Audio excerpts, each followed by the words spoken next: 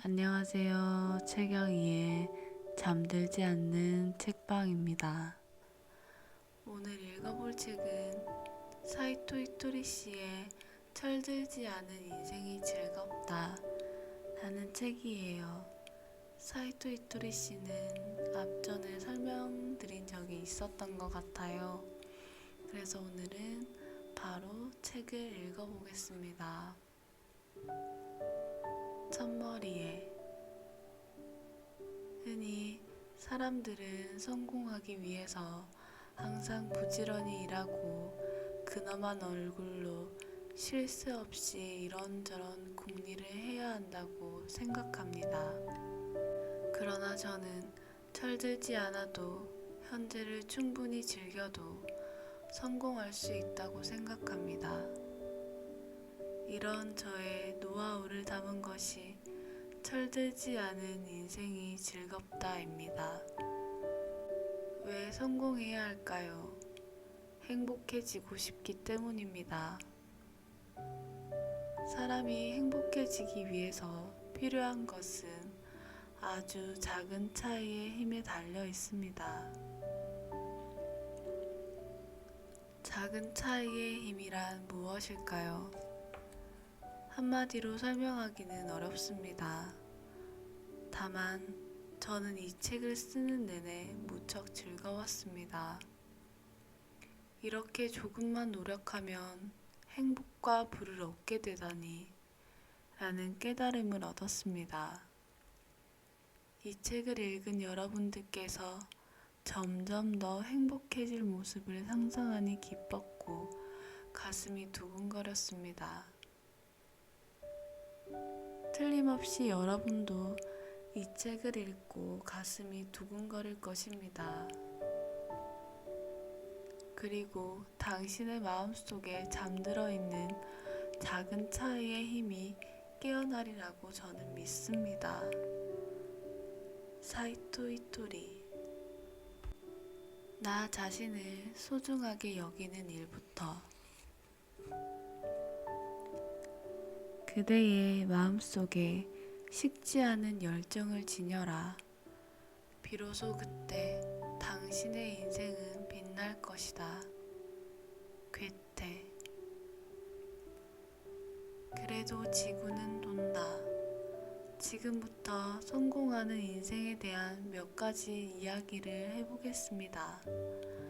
제 사고방식이나 그동안 제자님들에게 가르쳤던 성공의 비결을 알려드리지요. 다만 세간에서 흔히 하는 말과 조금 다릅니다. 졸저인 별난 사람이 쓴 성공 법칙에서 제 자신을 별난 사람이라고 표현했는데 글자 그대로 전 영락없는 별종이랍니다. 따라서 제가 하는 말에 모든 사람들이 찬성하리라고 솔직히 기대하지 않습니다. 저와 의견이 다르다고 해도 아무 상관없습니다. 사이토 씨 그게 아니라 하고 이해를 다셔도 괜찮습니다. 제 생각이 틀렸다고 누군가 말한다면 전 틀림없이 바로 그 자리에서 이렇게 얘기할 겁니다. 사실 그런가도 싶었어요. 어째서 이런 말씀을 드리느냐 하면 그래도 지구는 돌기 때문이지요. 여러분도 아시다시피 옛날에 갈릴레오라는 사람이 있었습니다. 그 사람은 지구가 돈다고 했다가 재판정에 서야 했습니다. 재판에서도 지구가 돈다는 주장을 고집할 경우 처형될 판이었습니다. 지구와 태양 중 어느 쪽이 도는가? 재판관이 묻자 갈릴레오는 대답했습니다. 태양이 돕니다. 이 말을 들은 제자들은 깜짝 놀랐습니다.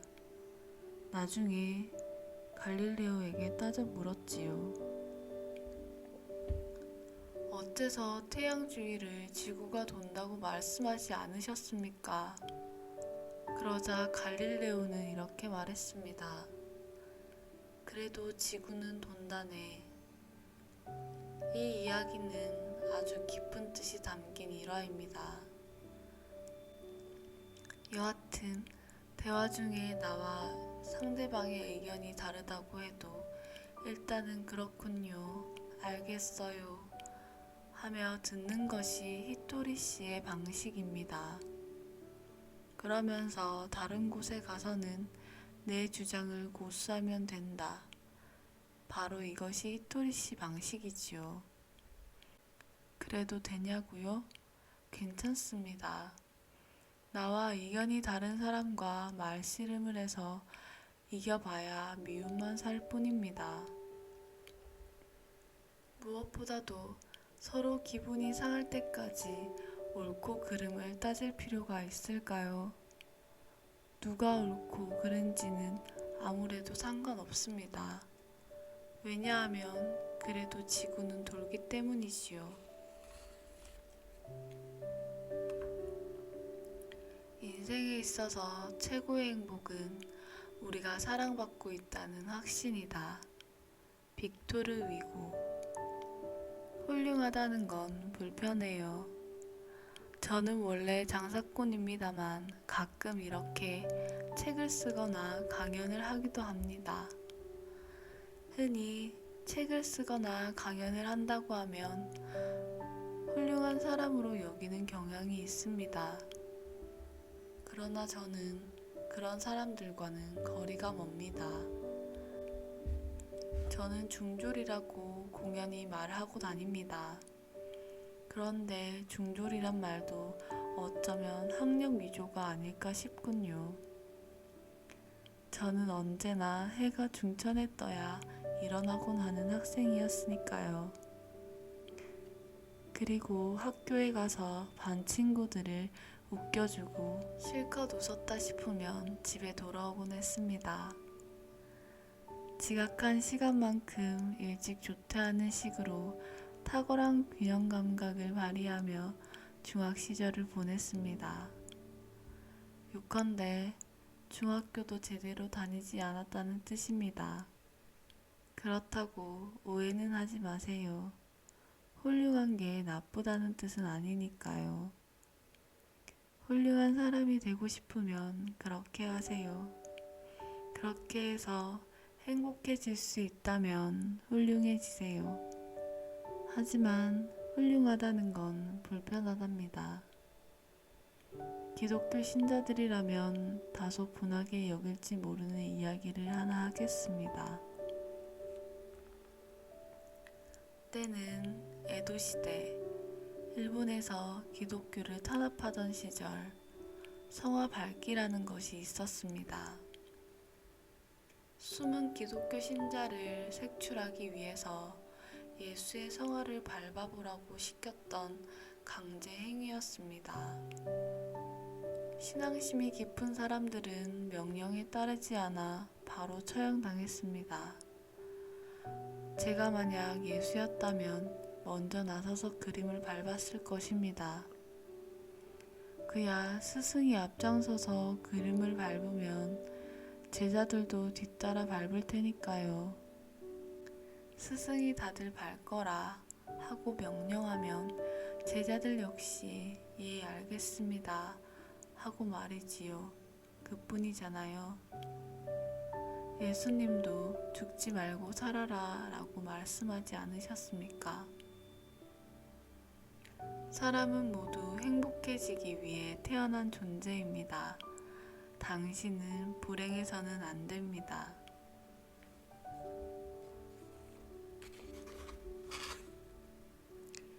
행복의 원칙은 첫째, 어떤 일을 잘할 것. 둘째, 어떤 사람을 사랑할 것. 셋째, 어떤 일에 희망을 가질 것. 칸트. 누구나 행복해질 수 있는 이유. 인생은 수행이다. 저는 이렇게 생각합니다. 수행이라고 말한 이상 쉽지 않은 일입니다. 쉽다면 수행이 아니겠지요. 따라서 살다 보면 삶이 지겹게 느껴질 때도 있습니다. 물론 히토리 씨나 제자님들도 매일 수행을 합니다. 다만 저희가 행하는 수행은 남들과 달리 아주 즐겁답니다. 예컨대 제자님들과 함께 다니는 여행을 갔다가 입구에 들어서자마자 말문이 막힐 정도로 형편없는 전통 여관을 만난 적이 있습니다. 그러나 그때 우리는 세상에 뭐 이런 데가 다 있어 하고 불평하지 않았습니다. 그저 이런 게임을 했지요. 돈 들이지 않고 이 여관을 번창시키는 게임을 합시다. 자, 어떤 방법이 있을까요? 그러면 모두 저마다 의견을 냅니다. 입구 분위기를 바꾸면 어떨까요? 청소도 하고 이런 요리도 내봐요. 그 전통 여관을 놓고 놀이를 한 것입니다. 불평보다는 어떻게 하면 좋을까 생각해 봅니다. 그런 생각 자체가 즐거운 게임이니까요. 여러분 모두 행복해지고 싶으시죠? 행복이란 무엇입니까? 라고 묻는 사람도 있는데 행복이란 마음으로 느끼는 감정입니다. 이를테면 알프스산을 보고 멋있다 하며 감격에 겨워 행복을 느끼기도 하겠지요. 하지만 그렇다고 매일 알프스산을 감상할 처지는 못 됩니다. 우리는 각자 정해진 위치에 사니까요. 그러나 길가에 핀 민들레를 보고 어머나 예뻐라 하고 느낀다면 굳이 해외까지 알프스산을 보러 가지 않아도 행복할 테지요. 이 말은 곧 행복이란 그 기준을 낮추기만 한다면 언제든 이루어진다는 뜻입니다. 그렇다면 여러분의 가장 큰 행복은 무엇입니까? 그야 하루 세끼 배부르게 먹으니 이게 행복 아닙니까? 이렇게 말하는 이가 있다면 그는 틀림없이 행복한 사람입니다. 따라서 행복이란 어떻게 생각하면 행복해질까 하고 궁리하면 찾아옵니다. 그러나 저희들은 평범하게 고민하지 않습니다. 이 문제도 게임하듯 놀면서 풀지요. 사실 제가 좋아하는 이야기는 아니지만 가끔 양념처럼 사용하는 극단적인 예를 하나 들어보도록 하겠습니다. 단팥죽을 만들 때 소금을 약간 치듯이 강렬한 인상을 주어야겠다 싶을 때 하는 이야기입니다. 인간에게는 죽기를 불사하면 불가능한 일이란 없습니다. 뜬금없는 이야기로 들리겠지만 여기에 1,000만 원 상당의 보석이 있다고 칩시다. 당신 이 보석을 팔아오시오. 네?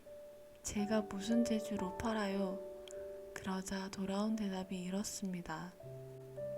만약 한 달 안에 이 보석을 팔아오지 않으면 총살에 처하겠소.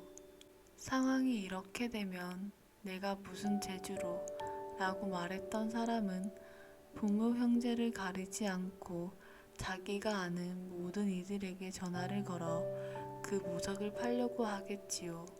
죽을 힘을 다해도 해결되지 않는 일이 절대로 불가능한 일입니다. 죽기를 각오해서 이루어질 일은 불가능한 일이 아니라 가능한 일입니다. 이 이야기 역시 그다지 하고 싶지 않지만 어디까지나 가정만큼 농담으로 들어주십시오. 지금 당신은 행복하지 않다고 칩시다. 그런 당신에게 제가 다음과 같이 말합니다. 지금부터 1시간 안에 당신이 행복하다는 사실을 모두에게 증명하지 않으면 총살을 면치 못할 거요. 그러자 당신은 필사적으로 행복한 이유를 찾다가 이렇게 말할지도 모릅니다. 이야, 역시 아침에 눈을 뜬다는 사실만으로도 행복했어요. 잠든 채 저 세상에 가버린 사람을 생각하니 이보다 행복한 일이 또 있나 싶더군요. 행복해지려고 마음만 먹으면 누구나 지금 그 자리에서 행복해질 수 있습니다. 당신은 행복한 사람이랍니다. 불가능은 소심한 자의 환상이자 비겁한 자의 도피처다. 나폴레옹. 인간이 지닌 기량은 무한대. 흔히 사람에게 그 사람만이 지닌 기량이 있다고 합니다. 그런데 사실 인간의 기량은 늘어납니다. 얼마든지 확대됩니다. 여러분도 기량을 늘리고 싶다고 욕심내십시오. 사람에게 무한한 기량이 있습니다. 한마디로 무한대입니다. 인간은 거대한 우주는 물론 나아가 은하계까지도 머릿속 상상으로 그려냅니다. 다시 말해서 인간이란 엄청나게 무한한 기량을 품은 그릇이라는 뜻입니다. 자신이 지구 위에 서 있는 모습을 떠올려 보세요. 그런 상상이 가능하다는 말은 이 지구를 삼켜버릴 만큼의 상상력이 본래부터 당신 안에 존재했다는 의미입니다. 그런데도 사람들은 대부분 일상생활에서 부딪히는 자잘한 문제에 대해 이래서 안 돼, 저래서 안 돼 하며 안달하거나 부정적인 생각만 하기 바쁩니다. 이제 그런 사고방식은 버릴 때가 되지 않았습니까? 회사 사람들이 칙칙해서 하나같이 마음에 안 들어 라고 투덜댑니다. 그런데 주위 사람들이 칙칙하든 말든 당신과 무슨 상관이 있을까요? 칠판이 어둡기 때문에 하얀 분필이 도드라지는 이치를 생각해 봅시다. 주위 사람들이 칙칙한 만큼 당신은 밝게 생활하면 그만입니다. 그렇게 작은 차이만으로도 인생은 엄청난 변화를 일으킵니다. 당신의 주변에 못마땅한 사람이 하나씩 끼어드는 이유도 같은 이치입니다. 못마땅한 사람이 등장해야 호감 가는 사람이 눈에 띕니다. 그러니 상대방을 고치려 들 필요 없습니다. 못마땅한 사람이 있어준 덕분에 호감 가는 사람이 빛을 발하니까요. 우리 회사에 듣기 싫은 소리만 골라 하는 부장이 있거든. 그 인간 정말 짜증나. 이렇게 험담만 하기보다 그 부장이 하는 행동을 자신이 하지 않으면 됩니다. 남에게 윽박지르기만 하는 사람을 보고 싫다고 느꼈다면 자신부터 다른 사람에게 친절하면 될 일입니다. 그런 식으로 못마땅한 사람이 하는 행동과 정반대로 처신하면 당신이 단연 두드러지겠지요. 짜증을 유발했던 그 사람은 이렇게 정리하면 그만입니다. 저 인간은 나를 단련시키려고 일부러 신이 보낸 녀석일 거야. 지혜와 용기, 둘 중 하나가 없으면 완전한 행복은 불가능하다. 그라시안. 인생은 사고당구. 저는 제 자신을 히토리 씨라고 부릅니다. 스스로에게 존칭을 생략하는 일이란 이제 저에게는 도저히 생각할 수가 없는 일입니다. 요컨대 히토리 씨라는 명칭은 그만큼 자신을 소중히 여기고 사랑한다는 뜻이지요. 한편 저의 제자님들, 그 중에서도 저보다 나이가 한참 어린 제자님들에게까지 누구씨 라고 존칭을 붙입니다. 그 외에 사람들을 부를 때도 존칭을 빼놓지 않습니다. 그 이유는 스스로에게 존칭을 붙일 정도로 자신을 소중히 여기는 만큼 다른 사람 역시 중요하게 생각하기 때문입니다. 난 소중해 라고 하면 대개는 그건 바람직하지 않은 생각이라며 탐탁치 않게 여길지 모르지만 사실 나만 소중해 라는 생각이 더욱 바람직하지 못합니다. 난 소중해와 나만 소중해 라는 말은 얼핏 비슷하게 들리지만 전혀 다릅니다.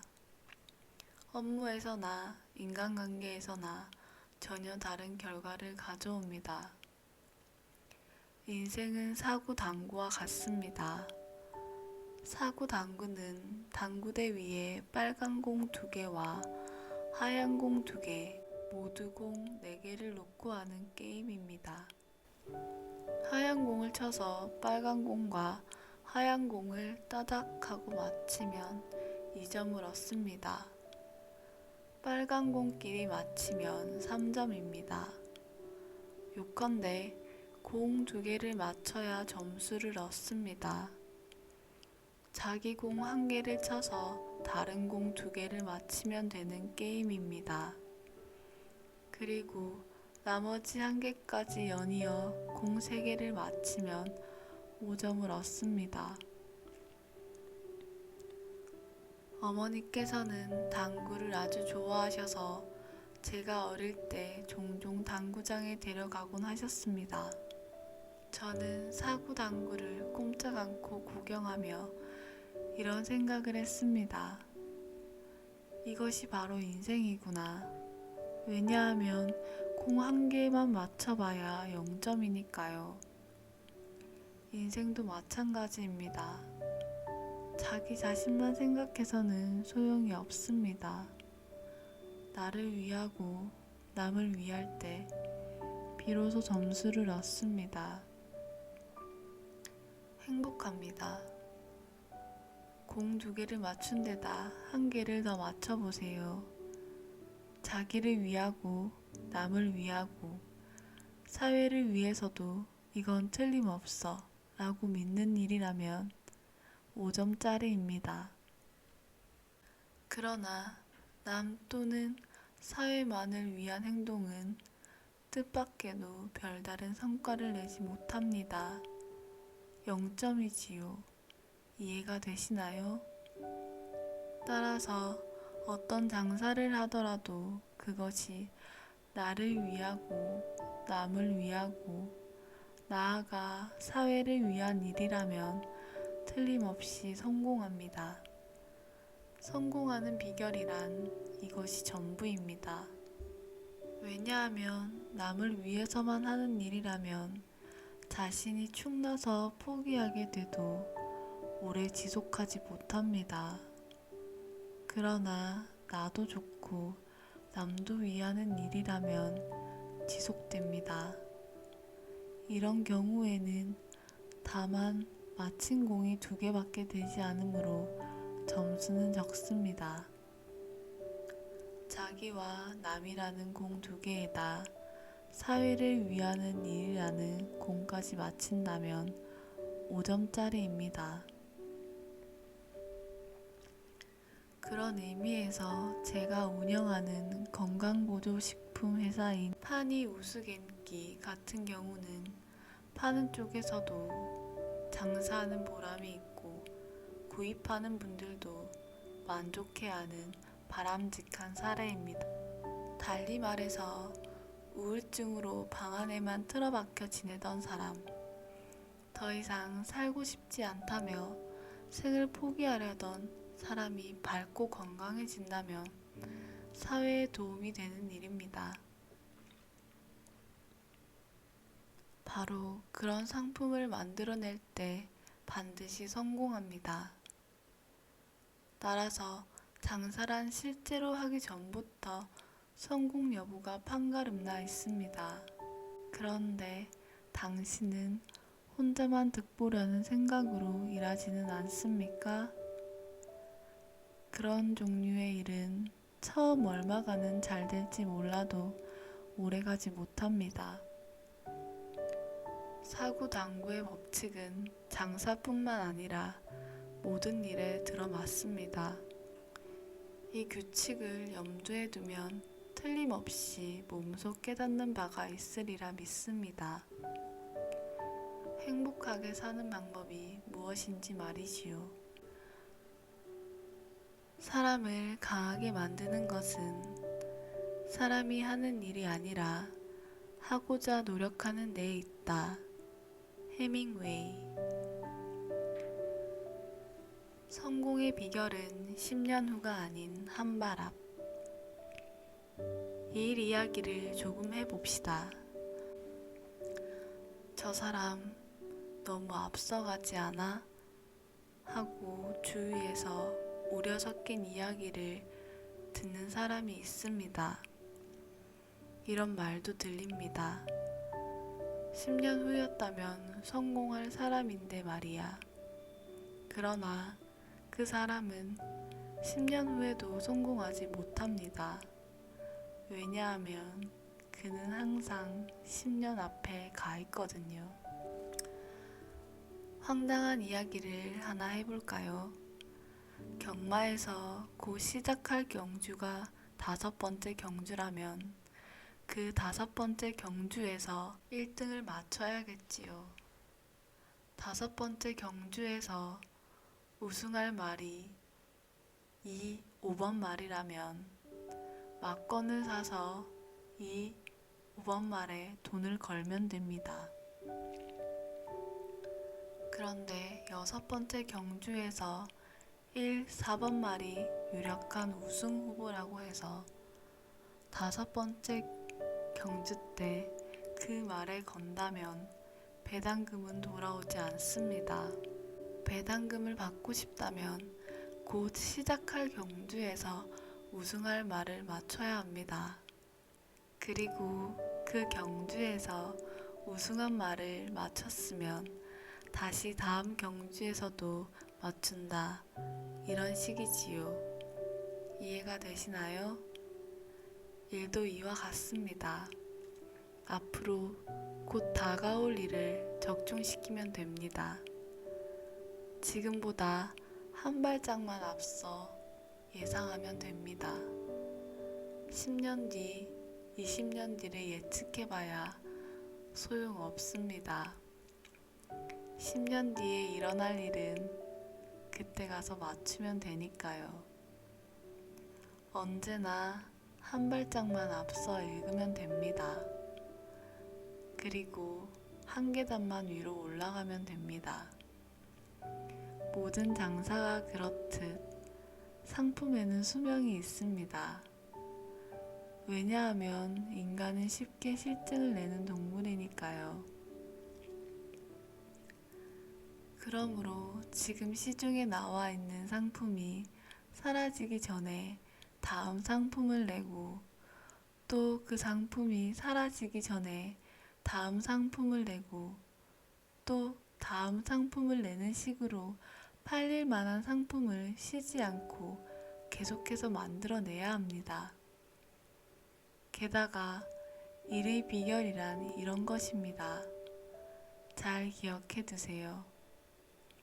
일은 돈벌이다 라고 말하기도 하지만 단순하게 돈을 버는 것보다 더욱 중요한 것이 있습니다. 바로 계속해서 버는 돈벌이여야 합니다.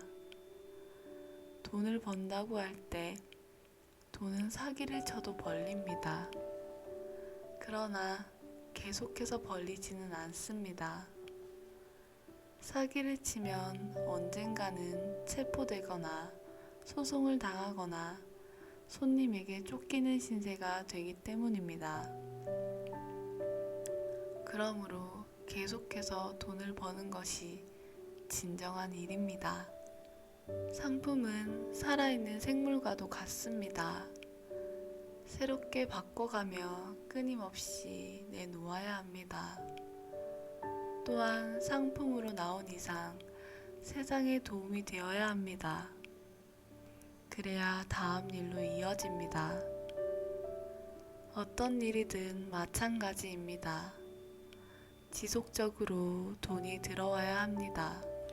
게다가 그렇게 지속되는 장사가 사회에도 도움이 됩니다. 요컨대 지속적인 돈벌이를 해야 한다는 말입니다. 그러기 위해서는 항상 한 발 앞을 읽는 눈이 필요합니다. 사실 10년 뒤에 일어날 일은 누구나 예상이 가능합니다. 장차 이런 세상이 온다 라고 예견했다가 적중시키는 사람들이 수두룩합니다. 당장 서점에만 나가봐도 미래 예측서라는 이름으로 얼마나 숱한 책들이 존재합니까? 그들은 좁게는 우리나라, 넓게는 아시아, 혹은 세계의 흐름까지도 미리 읽을 수 있다고 장담합니다. 다만 문제는 한 발 앞을 읽는 사람이 적다는 사실입니다. 그러니 지금보다 한 발 앞을 내다보는 안목을 기른다면 상승일로는 따놓은 당상이겠지요. 해야 할 것을 하라. 모든 것은 당신의 행복을 위해서, 동시에 나의 행복을 위해서다. 톨스토이. 불경기에도 잘 되는 집의 비결.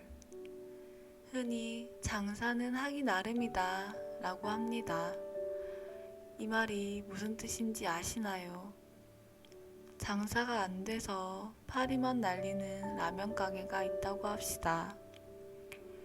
메뉴판에는 군만두에서 볶음밥까지 없는 게 없습니다. 그 중에 가장 잘 팔리는 메뉴는 메밀국수에 채소, 해물, 고기 등 갖가지 재료를 곁들인 고모쿠소바라고 합시다. 아, 고모쿠소바는 인기가 있군요. 하지만 정작 라면을 찾는 손님은 없나 봐요. 군만두도 그렇고요. 되게 이렇게 말하기 쉽지만 제 생각은 다릅니다. 저라면 이렇게 말하겠습니다. 군만두가 인기가 없는 게 아닙니다. 라면이 인기가 없는 게 아니에요. 왜냐하면 라면이 잘 안 팔린다면 요새 가장 잘 나가는 라면 가게에 가서 먹어보고 자기 가게의 라면 맛을 바꾸면 되니까요. 마찬가지로 군만두도 맛을 바꾸면 됩니다. 그런데 그런 노력을 전혀 하지 않으니까 라면과 군만두가 안 팔리는 겁니다. 다시 말해, 더 맛있는 라면을 만들려 하지 않는 당신이 인기가 없다는 뜻입니다. 손님 입맛에 맞지 않는 라면을 계속 팔면서 손님이 안 온다느니, 불경기라느니 탓하는 그 인간성이 인기가 없을 따름입니다. 결국 가장 중요한 것은 인기입니다. 인기란 사람의 기운, 즉 애정을 뜻합니다. 라면 가게 주인에게는 바로 그 애정이 부족했습니다. 손님이 줄을 서는 라면 가게에서는 국물 맛이 진한 라면을 판다고 합시다. 그런데도 이 가게 주인만 혼자 우리 가게의 라면은 개운한 국물 맛이 일품이랍니다 라고 내세운다는 겁니다.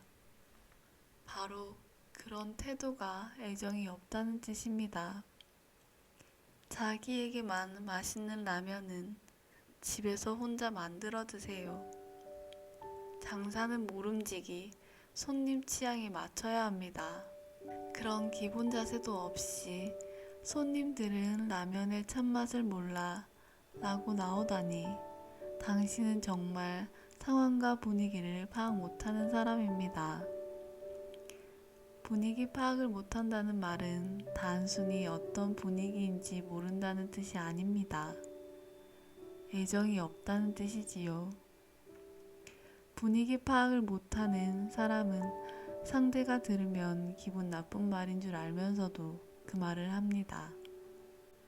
그런 사람은 상황이나 분위기 파악을 못해서가 아니라 애정이 없는 탓입니다. 다시 말하면 다른 사람에 대한 배려가 없다는 뜻입니다. 이렇게 철들지 않은 인생은 즐겁다 라는 책을 읽어봤는데요. 도움이 되셨다면 좋아요와 구독하기 눌러주세요. 오늘도 행복한 하루 마무리 잘 하시길 바랍니다. 감사합니다.